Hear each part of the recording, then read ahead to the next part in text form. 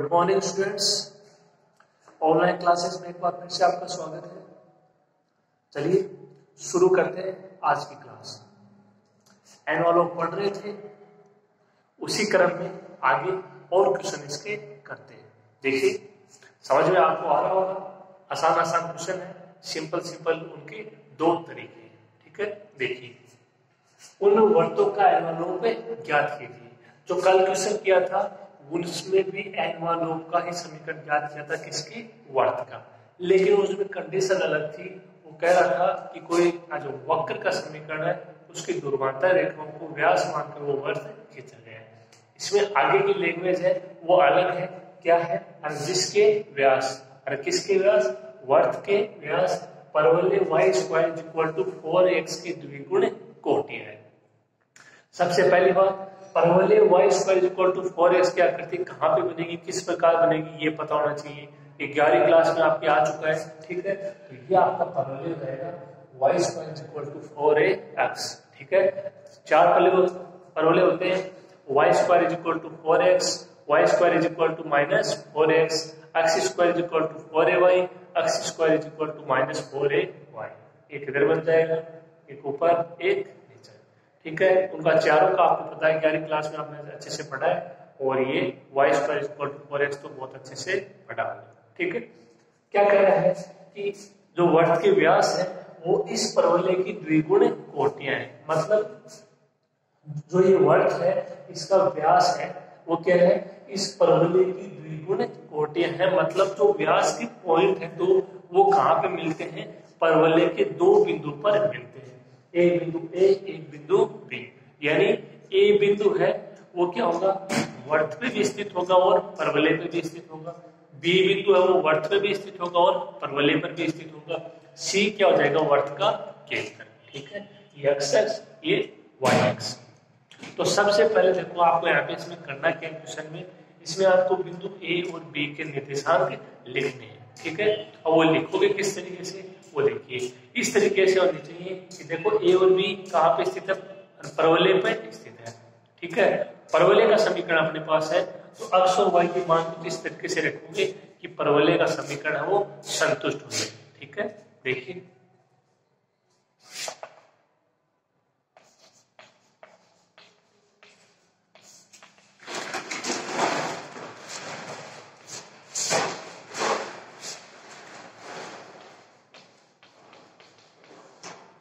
परवलय का समीकरण क्या है, यहाँ पे y square equal to 4ax।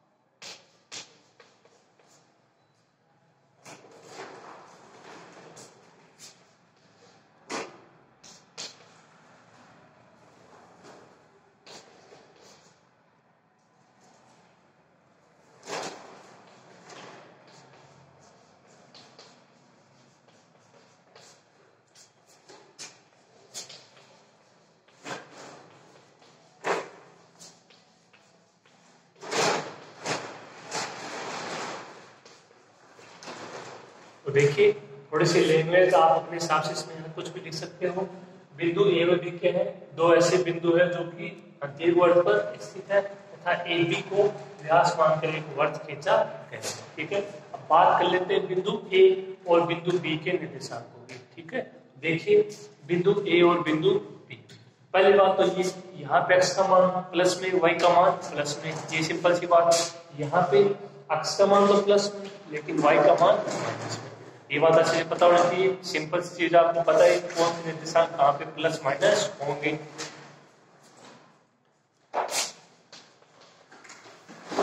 देखो ये समीकरण अपने पास y square equal to 4ax, इसमें आपको x का मान रखना है, इसमें y का।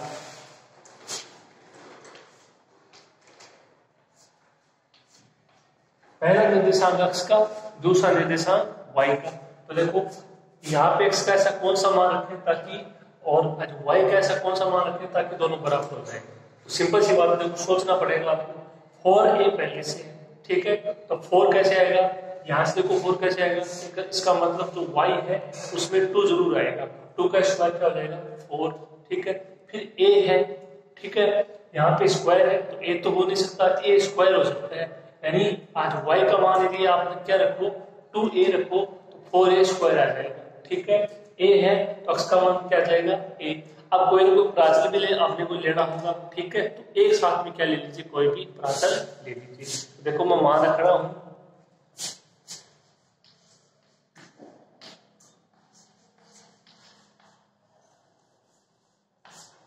x का मान a, t स्क्वायर क्या हो जाएगा और a स्क्वायर t स्क्वायर, ठीक है, और जो y है उसका मान 2a t क्या हो जाएगा और a स्क्वायर t स्क्वायर, दोनों बराबर हो जाएंगे, ठीक है। इतनी बार थोड़ा सा सोचना होगा।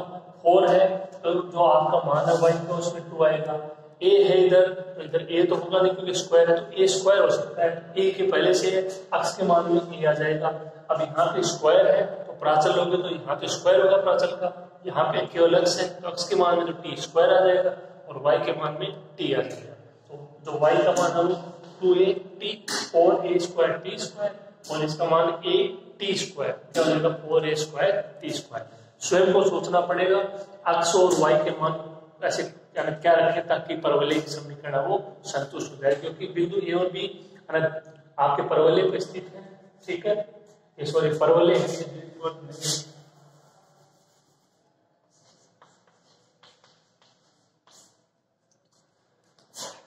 ठीक है। तो इस तरीके से मान हो जाएगा 8t स्क्वायर 2a।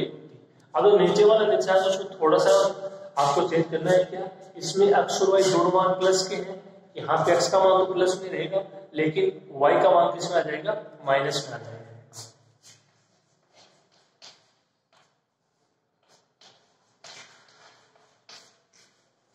a और b के निशान क्या हो जाएंगे 8t square 2a, 8t square minus 2a, ठीक है।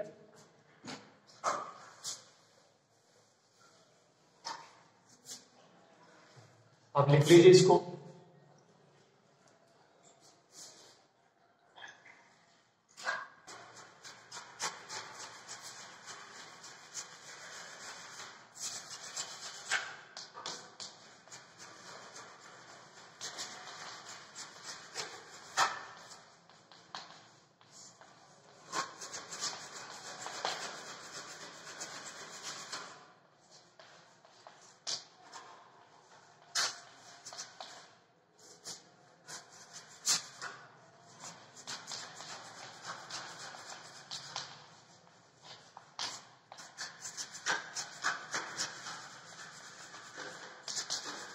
बिंदु ए और बी के निशान क्या हो जाएंगे 8t square 280, 8t square minus 280 होंगे, ठीक है।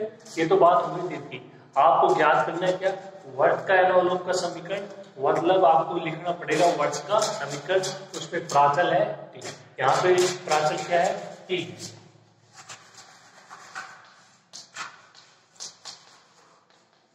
आप इसकी जगह और भी कोई ले सकते हो अल्फा एन, जो भी अपनी तरफ से।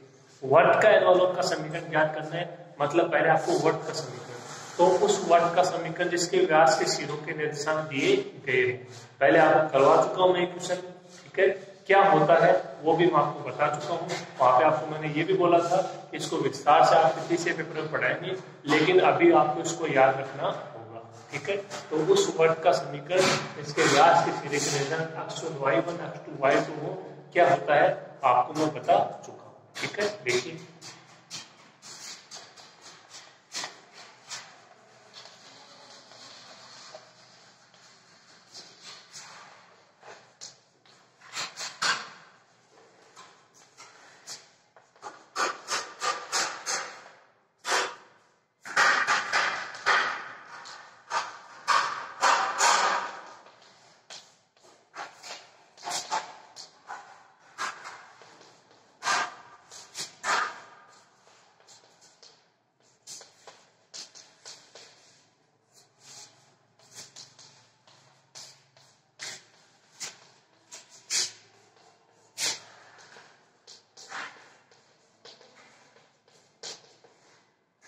तो क्या हो जाएगा, उस वर्त का समीकरण जिसके व्यास के सिरों के निर्देशांक x1 y1 तथा x2 y2 होगा, उस वर्त का समीकरण क्या हो जाएगा, x minus x1 x minus x2 plus y minus y1 plus into y minus y2 is equal to 0।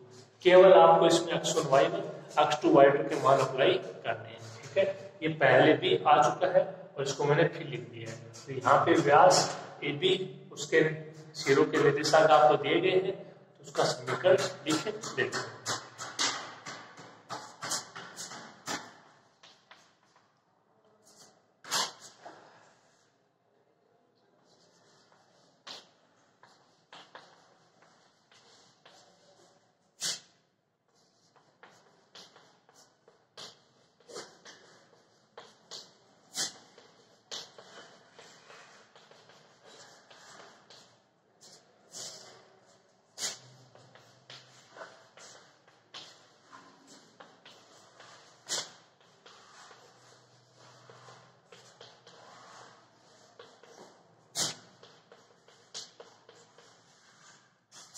उस वर्ग का समीकरण होगा जिसके व्यास की सीधे क्या है, पहला ए 80 स्क्वायर 280, दूसरा बी 80 स्क्वायर माइनस 280 होंगे। ठीक है, देखिए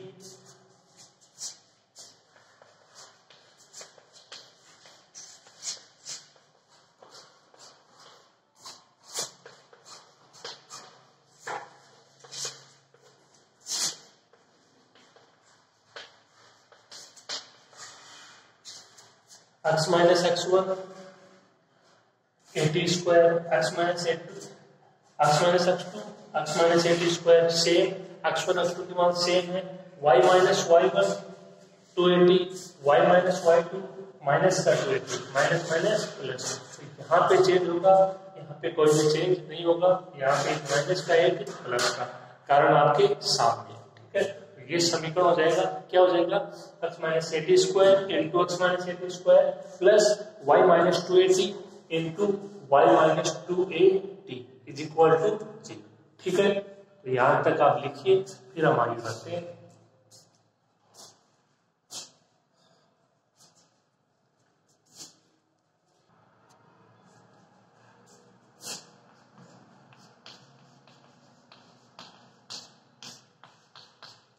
क्या हो जाएगा, x minus 80 square x minus 80 square x minus 80 square का whole square a minus b a plus b a square minus b square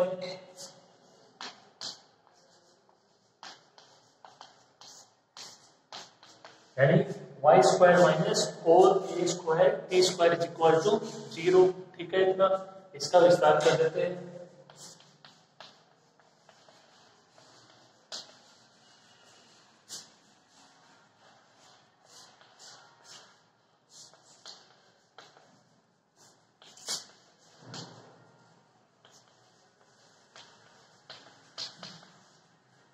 क्या जाएगा, देखिए x square plus a square T की power 4 minus 2ax a square plus y square minus 4a square T square equal to 0। अब यदि आप इस समीकरण को ध्यान से देखो तो आपके दिमाग में दो विचार आने चाहिए कि क्या इसका प्राचल के सापेक्ष आंशिक अवकलन करें, फिर एक समीकरण ये एक और आ जाएगी, उन दोनों से टी को हटाए, या देखिए टी स्क्वायर टी की पावर 4, तो ये द्विघात समीकरण भी बन सकती है। ठीक है, यहाँ से दोनों विचार आने चाहिए, आपको जो ठीक लगे आप उससे कर सकते हैं।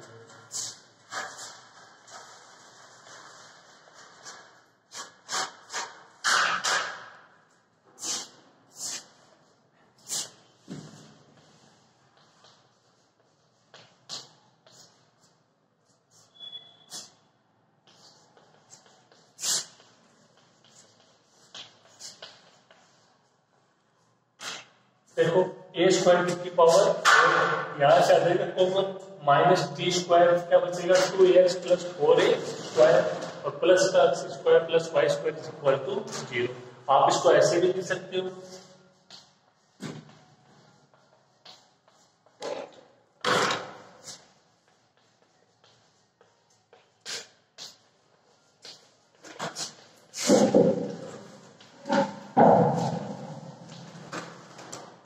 टी की पावर 4 उसको क्या लिख सकते हो, टी स्क्वायर का स्क्वायर।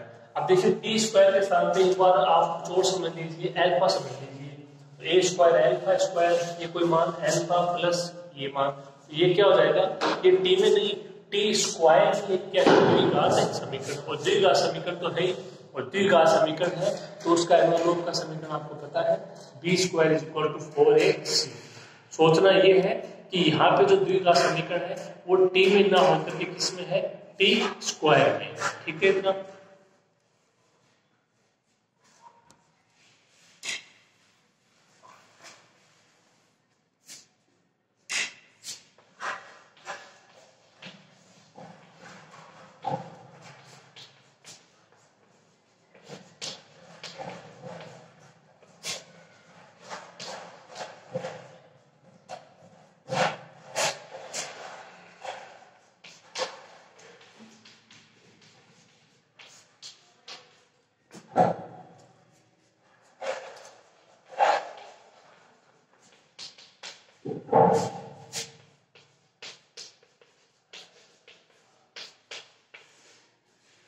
तो समीकरण 2 क्या है, टी स्क्वायर में द्विघात समीकरण है जिसका एनवलप का समीकरण b square equal to 4ac। ABC के मान समीकरण 2 से पहचान ली, इसमें रख दीजिए, क्या आ जाएगा, वर्त का एनवलप का समीकरण। ठीक है।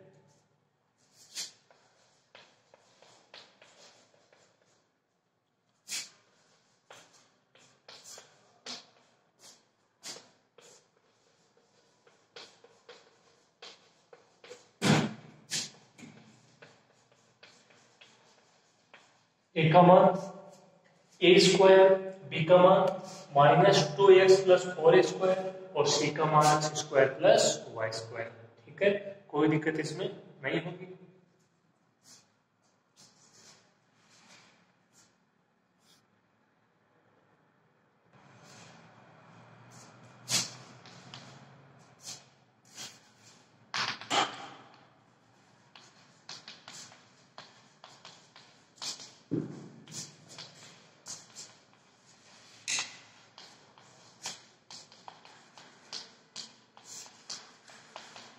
एबीसी के मान कहां रखेंगे, समीकरण 3 में, बी स्क्वायर मतलब इसका होल स्क्वायर,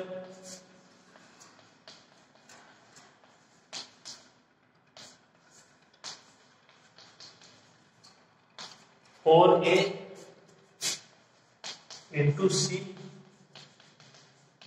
तो क्या रहेगा, -2x प्लस 4a स्क्वायर का whole square is equal to 4a square into x square plus y square, minus minus plus, इसका होल स्क्वायर कर दीजिए,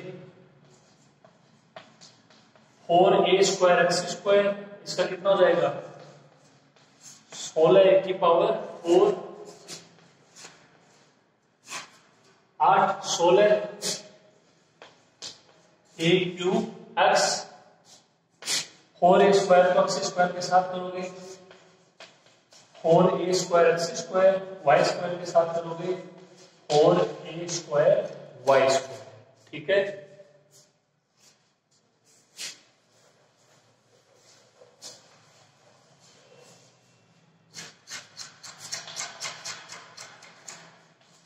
फोर ए एक्स स्क्वायर से 4ax स्क्वायर कैंसिल। अब देखिए शेष क्या बचा,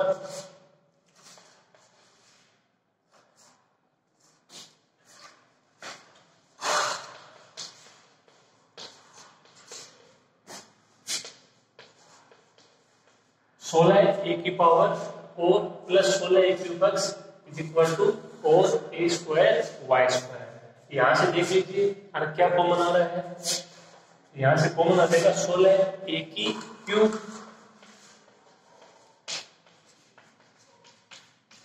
और क्या बच जाएगा a प्लस एक्स, ये ऐसे कैसे, 4a square y square, 4a square cancel, क्या बचेगा 4a, मान क्या आया,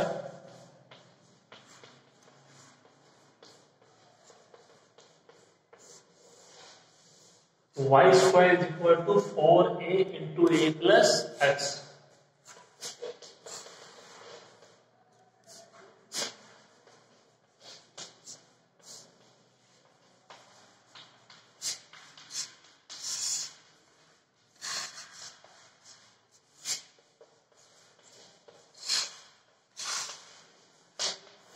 जो कि अभिष्ट वर्ग के n वालों का समीकरण। ठीक है, ये क्वेश्चन था, अच्छे समझ में आया होगा, लिखिए इसको।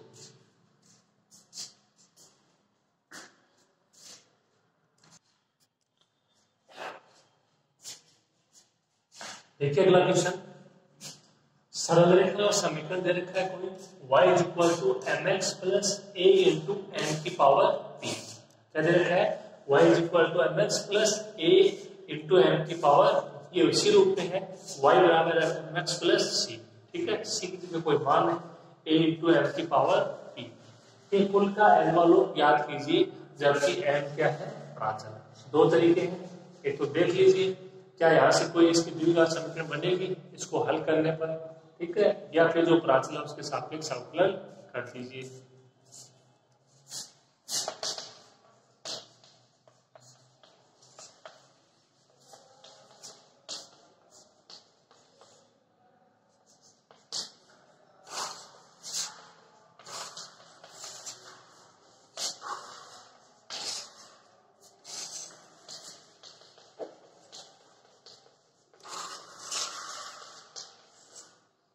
दिया गया समस्या के कुल का समीकरण क्या है? y is equal to M x plus a n की पावर p। समीकरण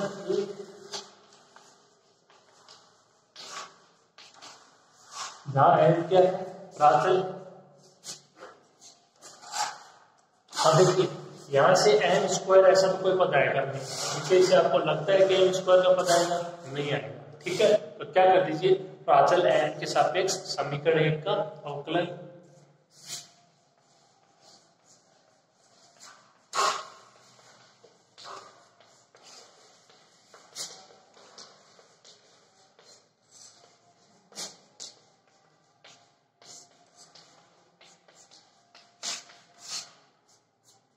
एन के सापेक्ष कर रहे हैं, अक्ष का भी नहीं होगा, वाई का भी नहीं होगा, जीरो।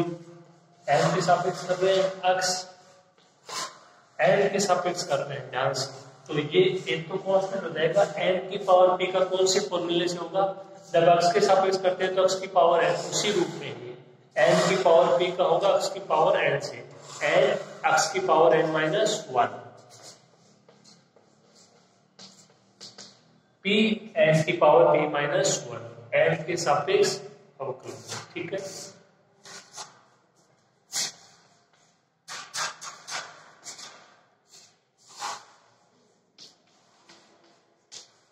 या a into P into N की power p minus one is equal to minus का अक्ष,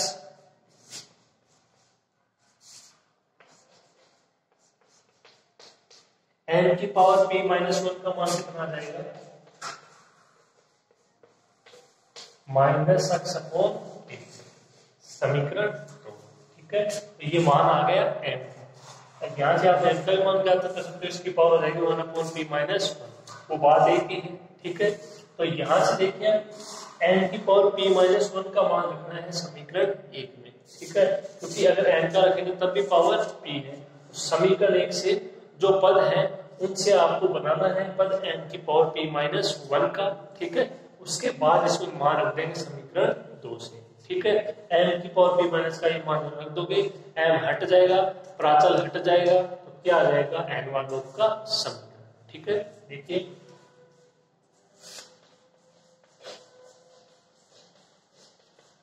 समीकरण एक से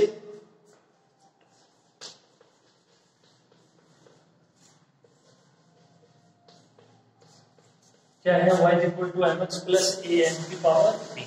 आपको क्या बनाना है? n की power p minus one, n की पावर p है, यहाँ से इसकी पावर बननी है माइनस वन, तो क्या करना होगा? m से ऊपर नीचे इसको मल्टीप्लाई करना होगा।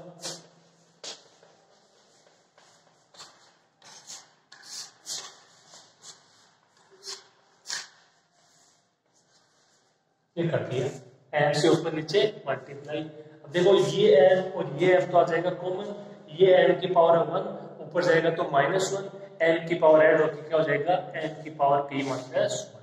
सिंपल सा क्वेश्चन है, समझ में आ गया होगा।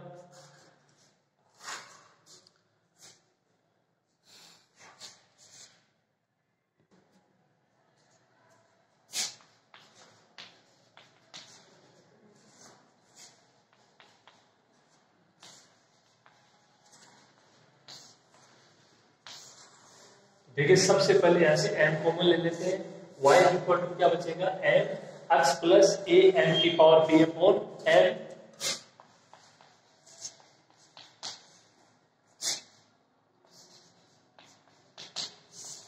या इसको क्या लिखोगे, y equal to m x plus a into n की पावर b माइनस 1। n की पावर b माइनस 1 का मान देते हैं minus x upon A P.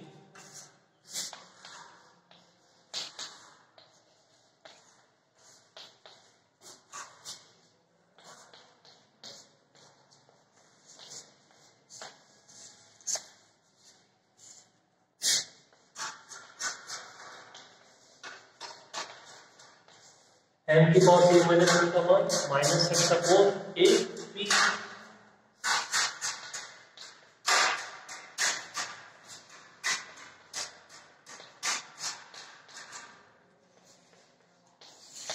A से ए कैंसिल, क्या बचेगा x minus x upon P.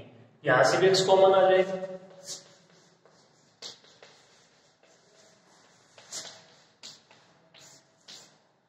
क्या है, y is equal to M x 1 minus 1 upon p. ठीक है यहां तक।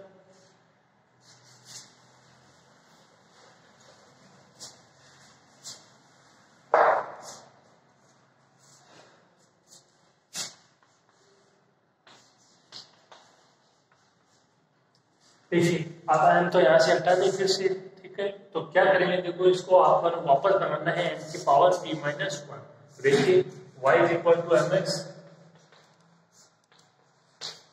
पी एलसीएम आ जाएगा तो p माइनस 1 अपॉन p। अब यहां से आपको बनाना है m की पावर p माइनस 1। तो ये कब बनेगा, आपको इसकी दोनों तरफ घात लेनी है p माइनस 1। ठीक है, y की घात p माइनस 1, m की घात p माइनस 1, x की घात p माइनस 1,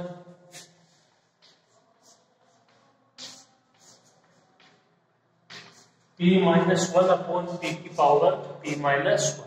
सारे पदों की दोनों तरफ क्या हुई, p की घात, वो जो उनकी घात है उनमें p माइनस 1। अब इसका मान एक बार फिर से लिख दीजिए समीकरण 2 से।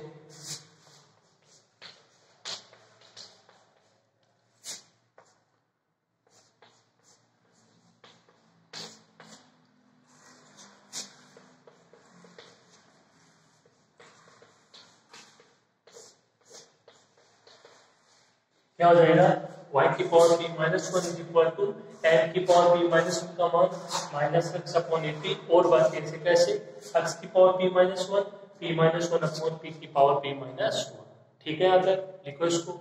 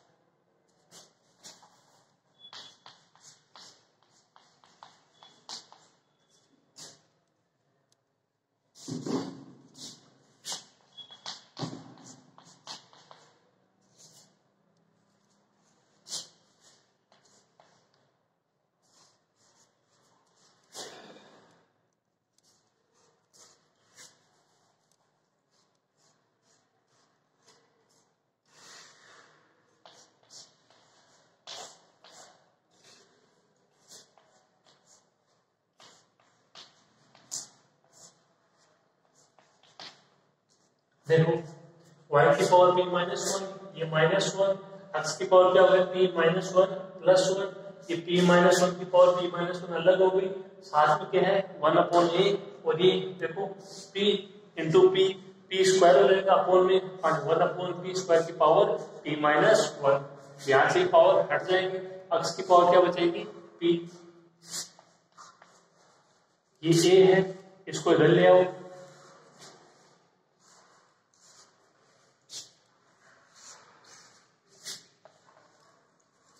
जो p है p स्क्वायर इधर आएगा। ठीक है, p स्क्वायर की पावर कितनी है अपन में, p माइनस 1, तो क्या हो जाएगी 2p माइनस 2।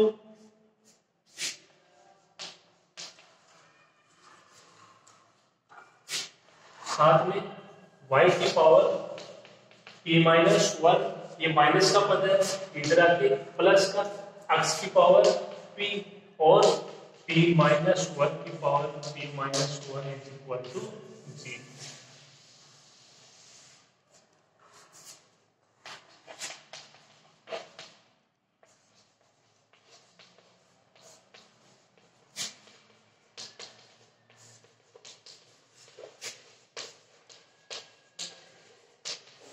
तो इसका आंसर क्या आ जाएगा, a इंटू जो p है उसकी power into p minus 2, y की पावर p माइनस 1, ये माइनस का पद है इधर प्लस का x की पावर p माइनस 1 की power p minus 1 is equal to 0।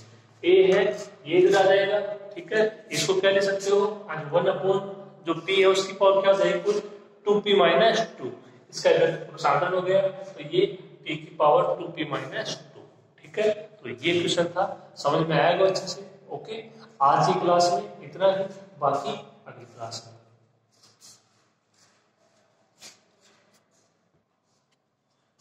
देखिए इसमें थोड़े से मिस्टेक कर दिए अपन ने, जो p की पावर है वही है p माइनस 1, अपन ने कर दिया p स्क्वायर। p देखो अपन इसको मल्टीप्लाई तभी कर सकते थे जब इसकी पावर में हो p माइनस 1, ठीक है। तो यहाँ पे p इंटू p स्क्वायर की पावर नहीं होगा, यहाँ पे केवल क्या होगा p की पावर ही रहेगा, ये p माइनस 1। तो इसको थोड़ा ठीक कर देते हैं, देखिए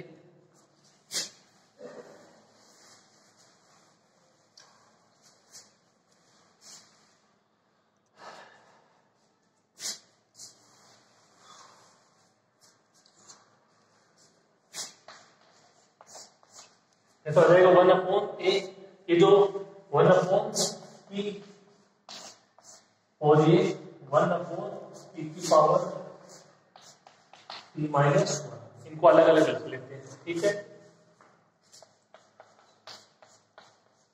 ये कितना बचेगा, x की पावर p माइनस 1 की power p minus 1, 1 upon a, ये दोनों पद आपके सेम है, 1 अपॉन p, इसकी पावर p माइनस 1, इसकी पावर 1, ऐड हो जाएंगे दोनों, एक से एक कैंसिल।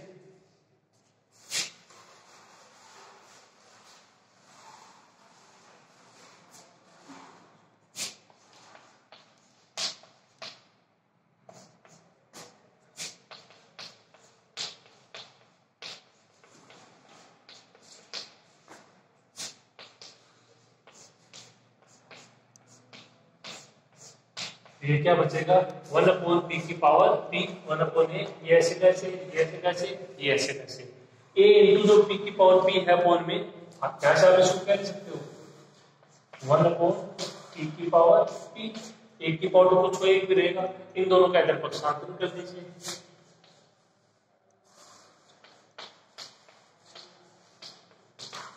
a आ जाएगा इधर y की पावर p माइनस 1, p की पावर p, ये माइनस इधर आके प्लस